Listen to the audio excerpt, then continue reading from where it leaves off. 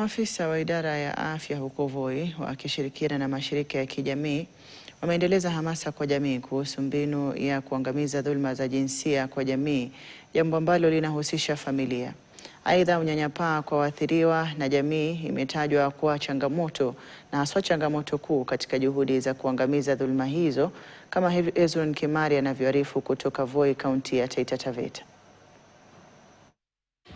Na kufuatia kuonekana kuongezeka kwa visa vya dhuluma za kijinsia katika kaunti hii ya Taita Taveta, hasa eneo la Voi, ni kwamba washikadau kutoka idara ya afya, mashirika ya kijamii na pia idara ama watetezi wa haki za kibinadamu wameweza kuja pamoja kuweza kujadiliana mbinu ambazo wanaona za kuweza kuangamiza jinamizi hili, pengine kwa kuhusisha jamii. Na sasa tupata fursa ya kusikia pengine kauli zao na pia baadhi ya vitu ambavyo tayari wameweza kufaulu katika kuangamiza jinamizi hili. Tumekuwa na mipango ya kutembelea shule, na shule tumetembelea ni shule 10 za nyanda za chini, na hizo shule ziko na, tuliweza kuunda club za afya zenye zinaitwa Rights Club, yenye hususan mambo ya afya ya kizazi na tukizingatia sana afya ya hedhi. Tuliform clubs kwa hizo shule 10, tukaweka katika kila club watoto 22.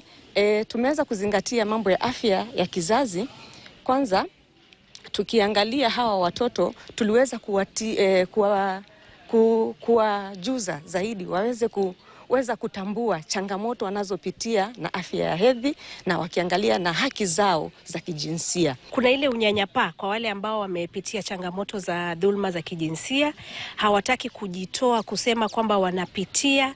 So hata zile tunaona zinaongezeka, ile unasikia huko kwa community kidogo kidogo, unasikia huko chini ambayo hailetwi kwetu, bado pia ziko nyingi.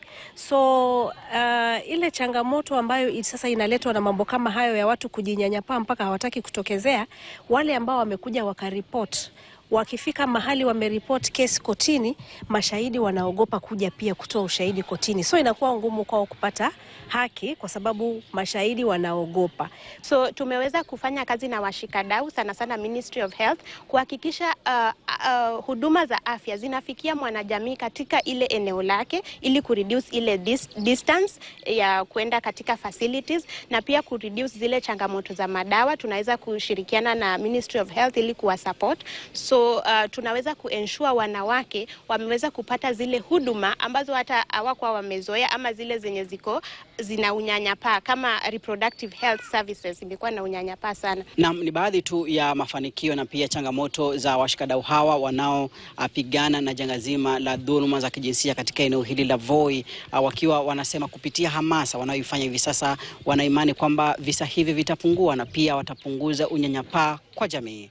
Nikiripotia KTN kutoka Voi, mimi ni Hezron Kimari.